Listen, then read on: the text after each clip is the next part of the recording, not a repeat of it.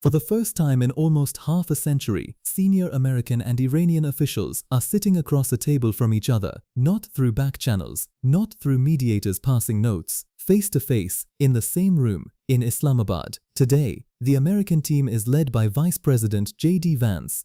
Alongside him, Special Envoy Steve Witkoff and Trump's son-in-law Jared Kushner, three of the most powerful men in the Trump administration, sent to one room to try to end a war. The Iranian side is led by Parliament Speaker Mohammad Bagher Ghalibaf, a former commander of the Revolutionary Guards, and Foreign Minister Abbas Araghchi, the man who has been Iran's lead negotiator through every round of talks for years. What brought them here? 40 days of war. Thousands killed, Iran's military infrastructure systematically destroyed, the world's most important oil waterway still largely closed, and a global economy bleeding every single day. But before these talks even began, one issue was already threatening to destroy them, not the Strait of Hormuz, not Lebanon, not sanctions, one word, one demand, one red line that neither side will cross: uranium enrichment. And the answer to whether a deal is possible depends entirely on which side blinks first on that single question. To understand what is at stake in Islamabad today, you need to understand the full arc of what happened over the past 40 days. On February 28th, the United States and Israel launched coordinated strikes on Iran. The strikes killed Iran's supreme leader Ayatollah Ali Khamenei on the very first day, along with dozens of senior military commanders and nuclear scientists. Iran's air defense networks, missile facilities, and naval bases were systematically destroyed. Iran's response was to unleash everything it had. Ballistic missiles fired at US bases across the Gulf, Houthi allies in Yemen activated, Iraqi militias mobilized, and the Strait of Hormuz shut completely. Oil prices exploded past $165 per barrel. The Gulf states, Saudi Arabia, UAE, Kuwait, Bahrain, were directly hit by Iranian strikes. Kuwait reported 28 Iranian drones damaged 3 power and water desalination plants. Saudi Arabia intercepted 9 drones. The UAE fired air defenses at an incoming Iranian missile barrage. For 40 days, escalation, threats, deadlines, and near catastrophe. Trump threatening to destroy every power plant and bridge in Iran. Iran threatening to permanently close Hormuz and drag the world into recession, until Pakistan's Prime Minister Shehbaz Sharif stepped into the gap and brokered the fragile 2-week ceasefire that brought us to today. J.D. Vance is a fascinating choice to lead this negotiation. He is an Iraq war veteran who built his political brand on opposing American military interventions. Trump himself has acknowledged they are, quote, philosophically a little bit different when it comes to the war with Iran. Vance is said to have internally expressed reservations about the strikes, and yet, he is now the man Trump sent to try to end the war. Before boarding Air Force Two, Vance delivered a message that was both open hand and clenched fist. He said, "If the Iranians are willing to negotiate in good faith, we are certainly willing to extend the open hand. But, if they are going to try to play us, they are going to find that the negotiating team is not that receptive." Witkoff is Trump's most trusted dealmaker, the man who negotiated previous Middle East agreements. Kushner previously helped broker the Abraham Accords, normalizing Arab-Israeli relations. Together, this is the most senior American diplomatic team deployed to any negotiation in years. Iran's choice of Ghalibaf as lead negotiator is itself a signal. He is not a career diplomat. He is a former commander of the Revolutionary Guards. His presence means Iran's military establishment is directly represented in these talks. Any deal he signs, the IRGC cannot later claim they were bypassed. Araghchi is Iran's most experienced nuclear negotiator. He was part of the team that negotiated the 2015 nuclear deal under Obama. He knows every detail of where previous negotiations broke down and why. This is the issue that has broken every previous US-Iran negotiation for 20 years, and it is the first item on the agenda in Islamabad today. Iran currently holds approximately 460 kilograms of 60% enriched uranium. Experts say this is enough material, if further enriched to weapons grade, to produce approximately 11 nuclear bombs. It is the closest Iran has ever been to nuclear weapons capability.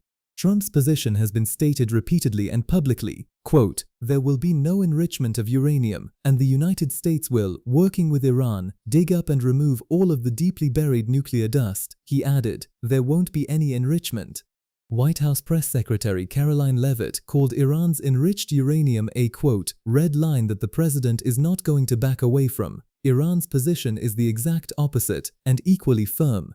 Iran's nuclear chief Mohammad Islami stated that any attempt to limit Iran's enrichment of uranium would, quote, fail. Iran began recent nuclear talks by insisting on its, quote, inalienable right to enrich uranium. It even boasted that its stockpile could produce 11 nuclear bombs. But here is where it gets genuinely confusing. Trump himself has not been consistent on this issue. In one interview with the New York Post this week, he said, "To our face, they're getting rid of all nuclear weapons. Everything's gone." And then they go out to the press and say, "No, we'd like to enrich." But just days earlier, in a different interview, Trump said he doesn't even care about the uranium. And then, a potential breakthrough signal. White House sources disclosed that Iran has signaled a potential willingness to hand over its enriched uranium stockpile if its other conditions are met. This is a significant shift from Iran's previous public position. But the conditions attached, sanctions relief, security guarantees, Lebanon ceasefire, are themselves deeply contested. Let's lay out exactly what each side brought to this table, because the gap between them explains why these talks are so difficult. Iran wants the formal right to enrich uranium inside Iran, the lifting of all primary and secondary American sanctions, an end to all UN Security Council resolutions against Iran, a ceasefire in Lebanon, stopping Israeli strikes on Hezbollah, the withdrawal of all US combat forces from every base in the region, full compensation for war damages to be funded through Hormuz transit fees, the release of all Iranian assets frozen abroad, and all of this codified in a binding UN Security Council resolution. The United States wants zero uranium enrichment inside Iran, complete dismantling of Iran's nuclear facilities at Natanz, Fordo, and Isfahan, an end to Iran's support for proxy groups, Hezbollah, Houthis, Iraqi militias, the Strait of Hormuz fully and permanently open, with no tolls, no conditions, and significant limits on Iran's ballistic missile program. There is common ground, but it is narrow. Both sides want economic recovery. Iran needs sanctions relief. The US wants oil flowing.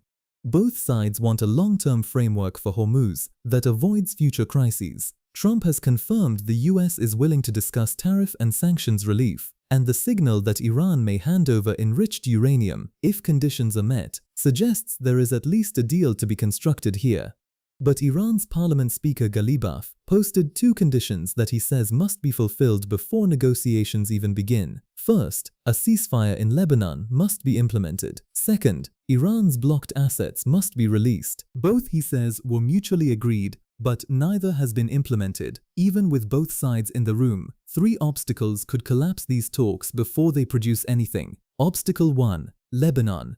Iran's foreign ministry spokesman said, quote, "The holding of talks to end the war is dependent on the US adhering to its ceasefire commitments on all fronts, especially in Lebanon." Israel's chief of staff has stated Israel will, quote, "utilize every operational opportunity to strike Hezbollah." The US says it never promised Lebanon was covered. Iran says it was the first clause of the agreement. Someone is wrong. And until that is resolved, the talks are happening on a foundation that Iran has already called, quote, meaningless. Obstacle 2. Uranium enrichment. We have covered this in detail, but the core tension is simple. The US says zero enrichment inside Iran.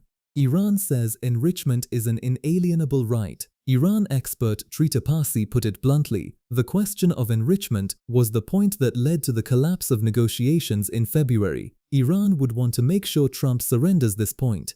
After a failed 40-day war, Iran believes it is in a stronger negotiating position than before. Obstacle 3. The Strait of Hormuz is still not actually open, despite the ceasefire, despite the announced agreement. The CEO of Abu Dhabi's state oil company ADNOC, Sultan Al Jaber, stated this week, "Let's be clear, the Strait of Hormuz is not open. Access is being restricted, conditioned and controlled." Trump posted that Iran better not be charging tankers, but the charging system is still operating. Until ships move freely, the ceasefire is not real in any economic sense. Analysts say nobody expects a final deal from today's talks. What success looks like is a framework, an agreement on the structure of future negotiations, a commitment to extend the ceasefire, a roadmap on the nuclear question, and crucially, the Strait of Hormuz genuinely, verifiably open. The IMF this week warned that even in the best-case scenario, there will be no neat return to the pre-war economic status quo. The damage to Qatar's Ras Laffan LNG facility, Gulf infrastructure, and global supply chains has already permanently altered trade patterns. What failure looks like is equally clear. Iran walks out over Lebanon or nuclear enrichment. The ceasefire collapses, US strikes resume, oil prices push past $200, and the global recession that 40 days of war has been building toward arrives. There is also a domestic American complication. Republican Senators Lindsey Graham and Tom Cotton warned this week that any future US-Iran nuclear agreement will require Senate approval to be durable, and that Senate approval would only be possible if Iran fully dismantles its enrichment capabilities, which means even if Vance reaches a deal today, it could face a battle in Washington before it ever becomes reality. Whatever happens in that room in Islamabad today, this is already historically significant. The first direct high-level meeting between the United States and Iran in almost 50 years, two countries that have been enemies since the Islamic Revolution of 1979. Sitting across a table in Pakistan, trying to find a way out of a war that neither side fully wanted and neither side can easily afford to continue. The talks are happening right now. The nuclear question is on the table. Lebanon is burning in the background. And the Strait of Hormuz, the waterway that powers the global economy, is still not fully open. We will cover every development from these talks the moment it happens. Subscribe and turn on notifications and tell us in the comments, do you think the nuclear question can be resolved or will it kill this deal?